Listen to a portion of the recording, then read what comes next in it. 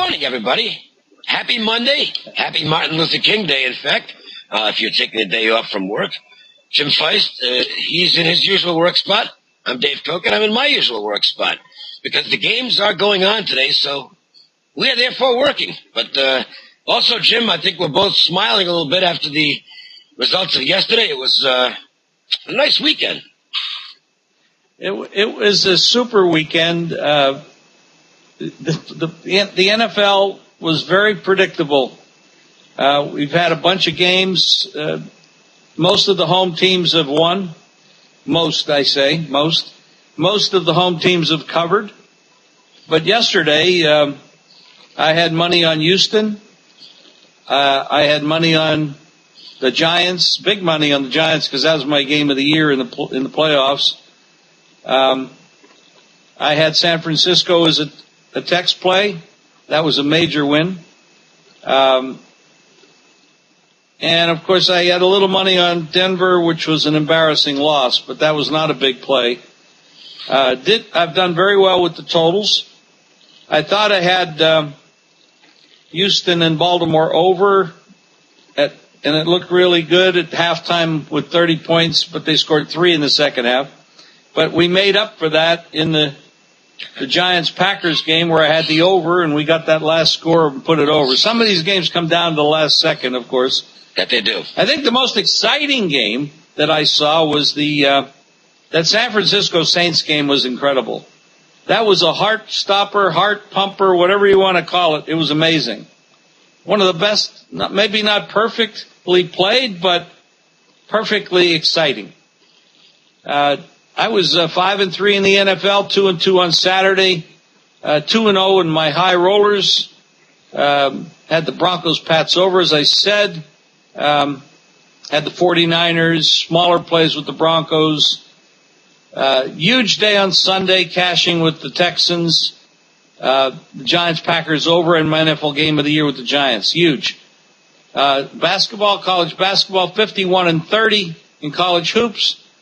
10-4 in the last 2 weeks of my high roller plays. This is the story goes on, guys. It's high roller play on Arkansas, Little Rock, another underdog straight up winner.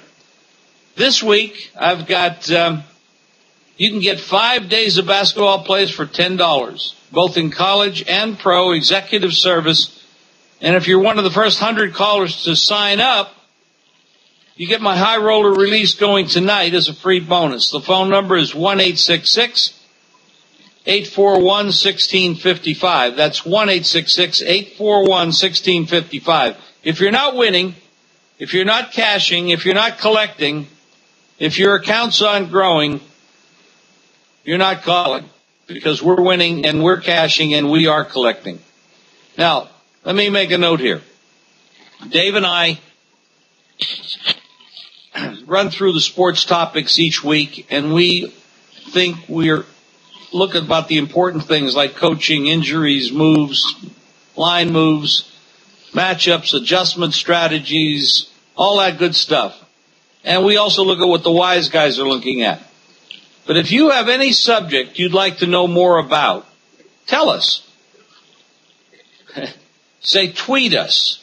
And here's how you do it. You go to Twitter at Jim Feist Sports. And the important part about that is you have to capitalize each first letter of each word.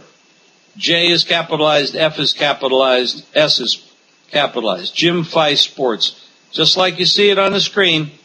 Capital J, capital F, capital S. One long word, no spaces. And ask Dave and I questions on what topics you'd like us to cover. If we use your question on the air, you'll receive $100 worth of free plays from any handicapper of your choice. So just do it. And if we use you on the air, you'll get the $100 credit towards capper of your choice. So going back, $10, sign up, be one of the first 100 callers, you get a free high roller play. Just make the call, 1-866-841-1655. Dave, I know you got something going on, and then we're going to recap those games from the weekend, which were monstrous, and talk a little bit about what's coming up.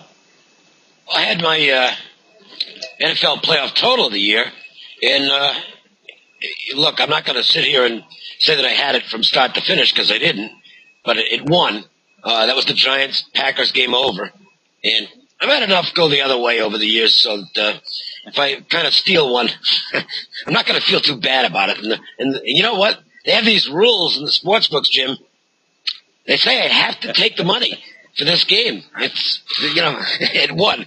So, Oh, man. Granted, it was not the right side, as it turns out, because the Giants' defense was clearly the most dominant unit on the field in this game. And when one of the defenses is a dominant unit, it's not really supposed to go over, but it did, and I'll take it. And I had a real good weekend in the NFL. I said going in that I thought if you just played the dogs this weekend, you couldn't lose. The worst you could do would be 2-2. Probably 3-1, maybe if you got lucky 4-0. Well, it turned out 3-1. And there was nothing weird about those. The Denver was clearly the wrong side. I thought that might be a weak choice because they're really not a very good football team, but I did lose that game. But if you look at the game, look, the Texans should have beaten Baltimore. They were clearly the better football team in that game. They are a better football team. Lost the quarterback. That Houston was a really good football team this year. The Giants were clearly the right side in their game. And look, I know New Orleans was able to move it up and down the field, but San Francisco did this stuff all year. And when you're down 17-0, you're actually fortunate to get back in the game. So I thought the 49ers were the right side in that game. The basketball, I had a bad day on Saturday. Won a couple of small plays, lost the big stuff. A couple of tough ones, but that happens sometimes. Came back from that and swept the board on Sunday with my two big plays. Evansville, they were a double-digit dog. They won the game outright in overtime, and I had Valpo. They caught Cleveland State in a flat spot and took advantage of it, and Valpo gets the win there. So things are good. This is a terrific opportunity for you to get a full week sampling of my plays at a ridiculous price. How about $1 a day? 7 days for $7. And I'm going to throw in one of my high roller plays with that. So you're getting a play that's a $500 play included in that $7 special. All you'd have to do is make one phone call, 1-866-841-1665. That's 1-866-841-1665. Free plays. They're available every day. I have a toll-free number for my free picks, 1-888-712-6800. That's on tape. Or text message. Just text Kokin, C-O-K-I-N, to 313131 and get a free play. Jim's free play, just text winner, W-I-N-N-E-R, to that same number, 313131. And within seconds, you get back that day's free play via text message. And take advantage of being able to talk to us on Twitter. As Jim mentioned, it's at Jim Feist Sports. We'll be looking over these. We'll be responding to them ourselves. And ask us a question or give us a topic that you want to see. And if we use it on this broadcast, we do this quite a bit, we're going to put you in a drawing to win $100 worth of free plays. So have some fun with it. Maybe learn something. Dave, what did we learn from the games that we saw this weekend, in your opinion? I mean, of course, I think the easiest one to talk about, and I'll just interject this one, Denver should not have been there. No. Is that the easiest way to say it? Tim Tebow at this stage of his career, and I will preface that, at this stage of his career, is not qualified to be an NFL quarterback. I will also criticize, in my opinion, I've been doing some research on the option offense and reading what option offense coaches have said. That even though Tim Tebow was put in place in Denver, he was not given all the weapons an option offense quarterback should have been given. There are things that you can do out of the option that Denver has never done. So if you're running that type of offense, you really want to be successful with it, you should have things in place that would confuse defenses other than just optioning the ball or throwing it on the run. For example, how many times did you see the fullback or the halfback actually throw a pass? You did not. Now, the way they're committing to stop the run, do you realize how difficult it would be for a defense to contain that if they actually did it? I'm talking about some trick plays. It is a trick option, So anyway, I'm not going to get into coaching. I'm not a coach, but I know what I read, and I'm like a parrot. I repeat what I read and hear. So Tim Tebow has a lot of potential. He's a great leader. He's a big motivator. And I think if they worked with what he has and really develop it, he could be a very successful NFL quarterback. Right now, he's not. And he was very fortunate to get where he got, because realize they did lose 4 of their last 5 games. And pretty miserably. Oh, yeah. What Pittsburgh did and the way Pittsburgh played defense against Tim Tebow that day was an horrendous coaching job on Pittsburgh's part. In my opinion, they should not have won that game. Pittsburgh really screwed up. Belichick, however, knew what the hell he was doing. And he shut them down. And it was ugly. That was ugly. Now, going forward, Belichick, Brady are championship team. That's a championship team, limited in some places. The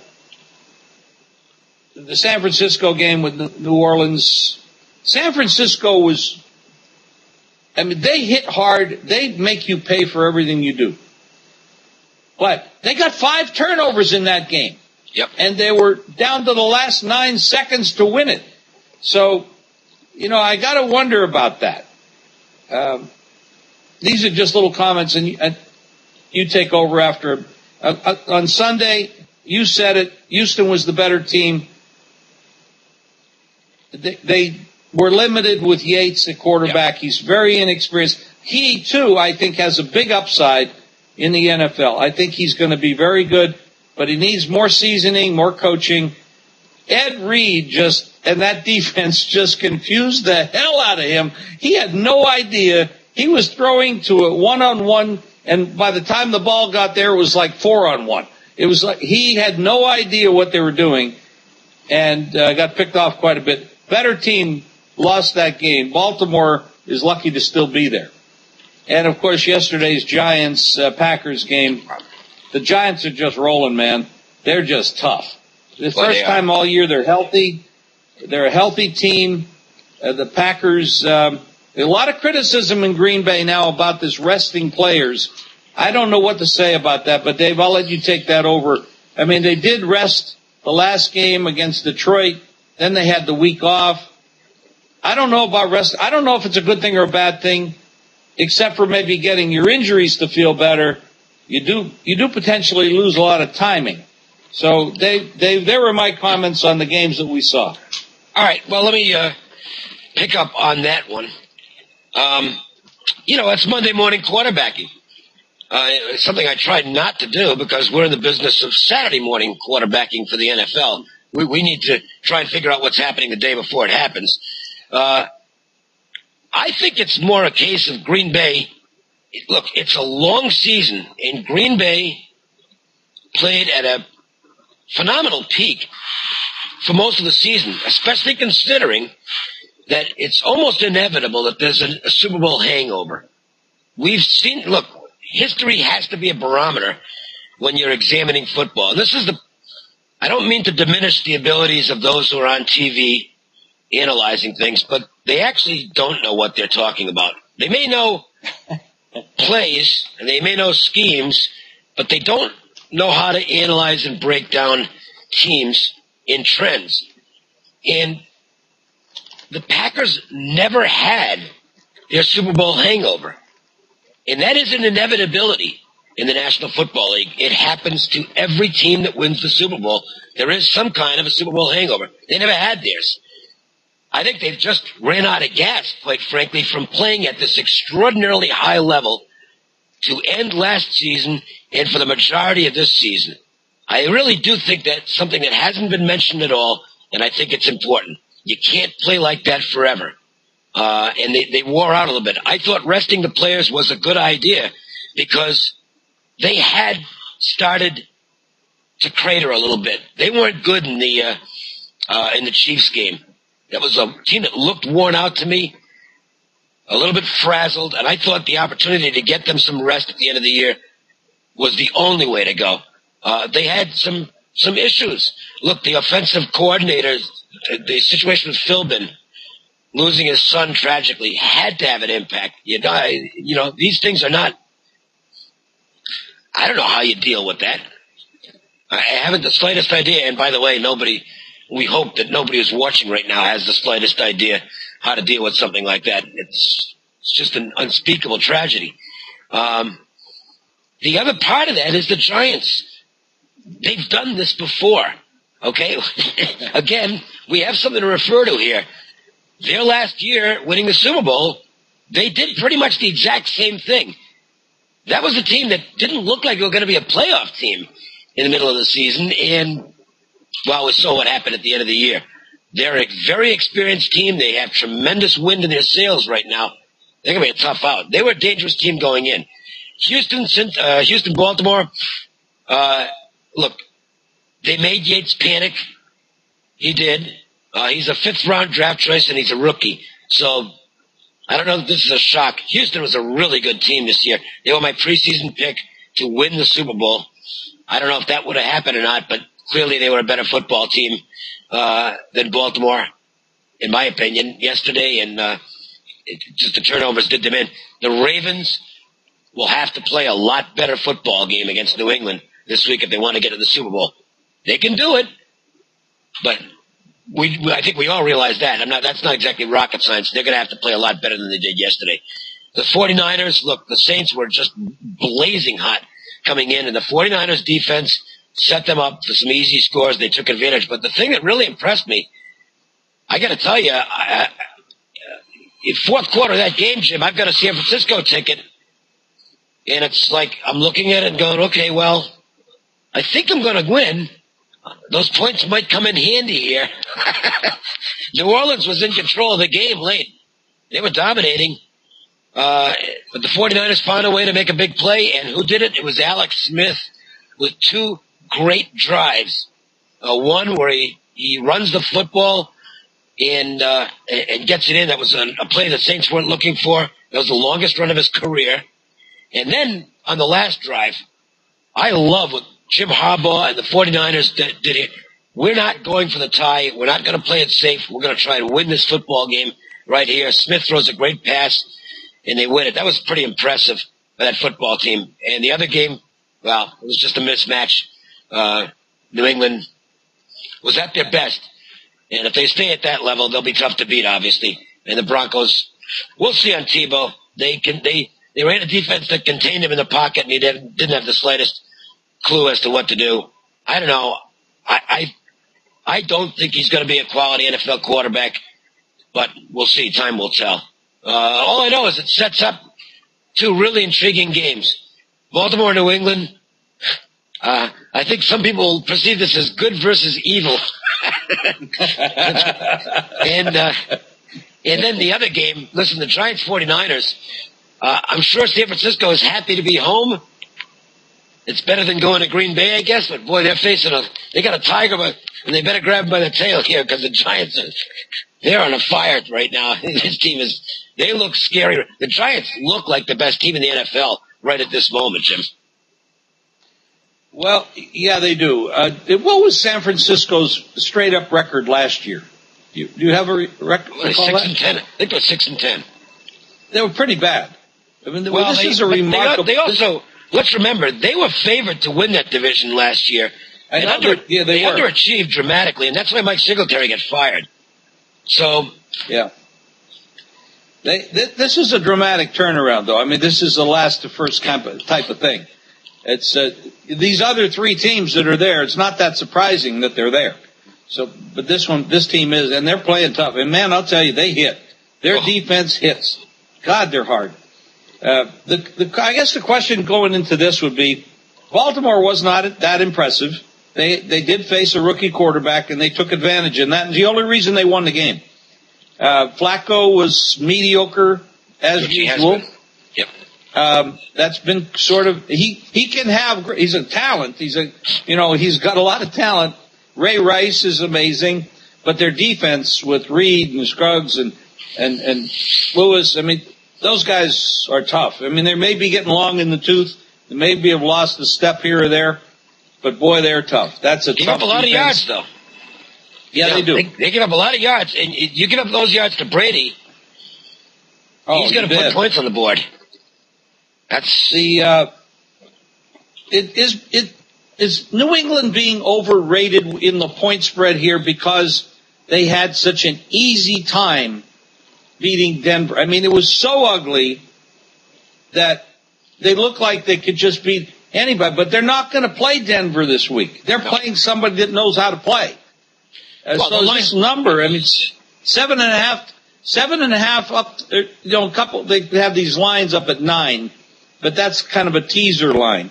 So if you tease the game by 6 or 7, it drops it down down to 3 and not lower. But 7.5, if you tease it, it's down to 1.5, or 1. So that's why they put that line up. So we're looking at 7.5 or 9 on that game. Now, obviously, it wouldn't have been that big had Baltimore looked better and Denver put up more of a fight. So is that what we're dealing with here? An overrated number? Well, I think it's been slightly influenced. It always is, because people like to bet off the last thing they saw. And the last thing they saw was Baltimore kind of getting lucky to win at home against Houston in a game in which they were considerably outplayed, and the Patriots just annihilating Denver. And everybody saw that game. The ratings were off the charts for that game. So, I do think that influences it. But what it does is it makes Baltimore is the value. If you're just looking at it from a value standpoint, Baltimore is the value in the game. We are, however, at the point of the season where you can only be. See, I'm a value handicapper throughout the season, because I think when you're looking at 55 college football games and 16 NFL games in a week, 70 games, you have to find value spots in terms of splashing the board. I think when you get down to 1 or 2 games, now you have to break the game down and analyze it. And even if you have to pay a penalty, if you think the right side is the non-value side, you have to play that way. That's always the way I've approached the Super Bowl, and I've done really well with it over the years. It's an individual entity unto itself. It can't be handicapped like the regular season. I think it's the same way with these 2 games. But my first impulse is to look for the value. And I know where that is here. The number, just in terms of value, is too high. That's the first. That does not mean I'll take Baltimore.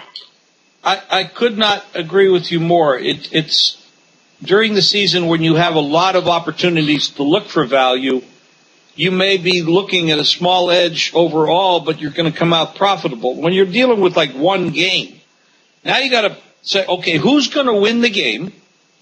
Who's going to win the game, in your opinion, when the line is in this range, under 10, let's say? Who's going to win the game, and will the point spread matter if they're the favorite?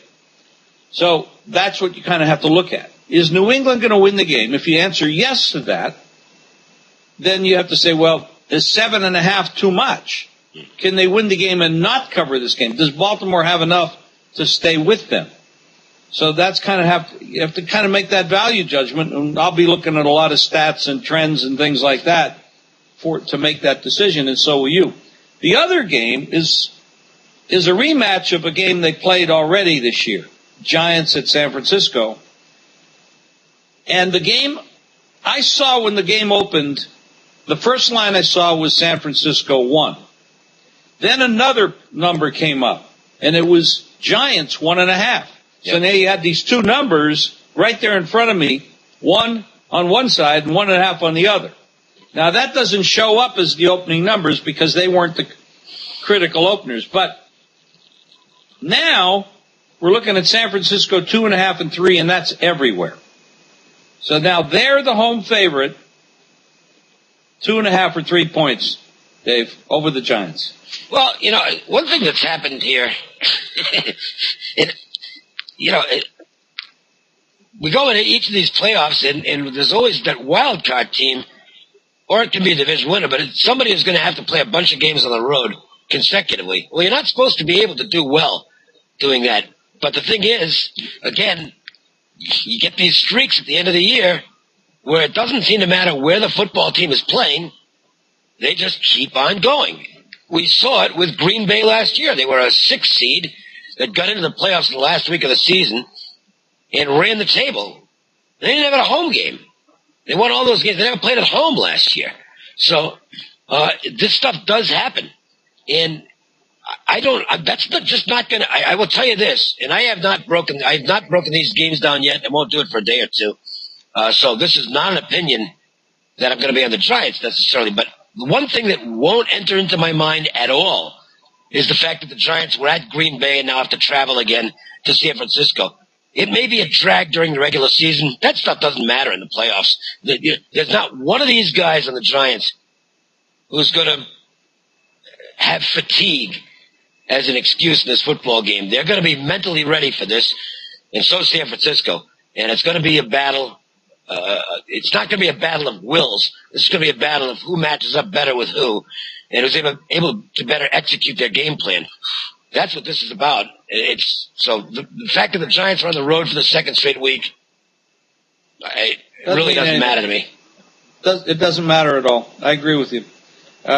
We have no wild card teams here. No. These teams all had a home game. They all had a home game. Now the Giants, all division winners. Yeah, all division winners. The over is 6-2 in the playoffs, Dave. I think the home teams, until Green Bay lost, I think the home teams had won every game. Yeah, the totals are pretty legit, too, because while, again, I got a little lucky with my Green Bay Giants over ticket. If you had Houston-Baltimore over, you should have cashed that ticket and didn't. So, those things have a tendency to balance off. I think, for the most part, though, the good offenses are still finding ways to get it up and down the field. Green Bay wasn't sharp, but the Giants sure moved the ball. We know the Saints. Look, that was a good defense out there, and they piled up a ton of yards on the 49ers. So the good offenses are still able to do their thing and may have it. Well, look, the rules are set up for the offenses to have an advantage over the defenses, and they're taking advantage of it for the most part. Well, you had so many quarterbacks this year pass for over 5,000 yards. Amazing. Eli Manning at 4,900 yards. It's all about the rule changes. When Dan Marino set his record 27 years ago, the rules were totally different. You don't see any of these defenses holding teams under 10 points per game average. It's impossible. Well, you can't do it. You can't hit them anymore. You can't do it anymore because the rules have changed to create more offense, higher scoring. I mean, these totals this weekend, Baltimore's 48 went up to 50.5, and that's the Baltimore-New England game, and the Giants opened 44, but that came down. I've seen 42.5 to 43. The trend is, like I said, 6-2 to the over, and defenses are just not holding up that well. These offenses have a lot of advantages. Now, one of the things I did see, and I haven't followed up on this today yet, but Baltimore, Ed Reed is a key player. Yeah. Got hurt in the last play of the game. The last play of the game, he got hurt. I don't know how serious that is. I don't know that we'll find out how serious that is until maybe midweek. But that is a critical, especially when you're going against a guy like Tom Brady. That is a critical injury. This man, Ed Reed, is an amazing player. Oh, boy. An absolutely incredible player. He plays center field like nobody. No, the quarterbacks have no idea what he's doing, and you have to have the experience of a Tom Brady or Eli Manning or Peyton Manning to have any clue. Yates had no chance against this guy. No, you know what? He was faking him out the whole day, and Yates was falling into the trap, and it's just amazing how he plays. What's amazing to me is that clearly Ray Lewis and Ed Reed, they're not the athletes they were even 2 or 3 years ago. They both lost a step.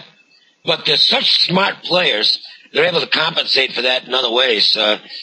Especially Reed. I mean, boy, he was huge in the second half of that football game yesterday. And that, listen, if he's out, that is a major loss to the Baltimore Ravens in every aspect, not just from a physical standpoint, but from a mental standpoint too.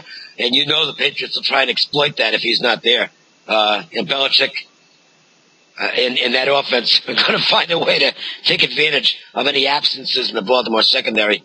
And Wes Welker and those tight ends. And that's critical to have the safeties out there with the weapons the Patriots have at tight end. That Hernandez-Gronkowski combination is lethal. Oh. Absolutely lethal. I don't know how you stop this. Well, Brady is such an accurate passer. His timing and rhythm is incredible. Those guys, first of all, they have the biggest hands in the world. They catch everything. And when they catch them, you can't tackle them because they're huge. I mean, even the players that are bigger, they're just incredible athletes. I don't know where they found these guys, but boy, they are fun to watch. They are that. By the way, I still think Tim Tebow is going to be a tight end down the road. Just throwing that in. I think Tim Tebow is a tremendous athlete who's a quality NFL player, just not a quarterback. I think that most football people would agree. He's a guy you want on your team because Absolutely. He's so damn motivating. He's such a great leader. You don't have to be the quarterback to be a leader. No. You can be a leader from another position. Definitely the team. My personal opinion would be he'd be average quarterback at best. Yes. But better than he is right now. But you'd be better off with somebody else. And with John Elway, the kind of quarterback he was, this guy doesn't fit his mold. And Elway's going to want to find somebody that fits his mold, in my opinion. That's a tough job there because the fans love this guy. And if they tried to trade Tebow, they might both get fired. I wouldn't trade him. I wouldn't trade him. You'd never get value for him. And the thing is, this guy, and look, let's look at this from a practical standpoint. Obviously, if you can play quarterback, that's a wonderful thing. Maybe we're wrong on that, but tight end is becoming one of the glamour positions in the NFL, and it will be even more so next year because what happened in New England this year, the NFL is a copycat league, and tight ends are going to be in demand now. People are going to want this twin tight end setup of athletic guys who can block, get down the field. You also look at New Orleans, and Drew Brees' best weapon there, the tight end, Jimmy Graham. So those are arguably the two best offenses in the league. Green Bay's got a pretty good one in Finley, although he didn't have a tremendous season. But that could very well be a position that if Tebow can't improve at quarterback, they look at him moving to that position. He's big enough. He's athletic enough. Why not? I'm not going to put him at running back. I don't think he's got a good enough first step to be a running back. He's too big to be a wide receiver. But tight end, boy, what a fit. That's looking down the road. But it's just speculation as to what might happen to him eventually. The guy's going to play in the National Football League, and he's going to be a productive NFL player. It just may not be at this position. I know one thing. The four teams in action this weekend, their quarterbacks, another situation. Joe Flacco maybe hasn't developed into what he thought, or we thought he might be. He's average. I don't know that he's going to get any better. Alex Smith, you know what? Not too bad. Finally has an offensive coordinator and a staff that knows what to do with him. And then the other two guys. Eli Manning is an elite guy. If he's not in that, well, he's in the top five. He's in that conversation. And Tom Brady, you can argue, is the best in the game. So, those are the guys who are the real quarterbacks.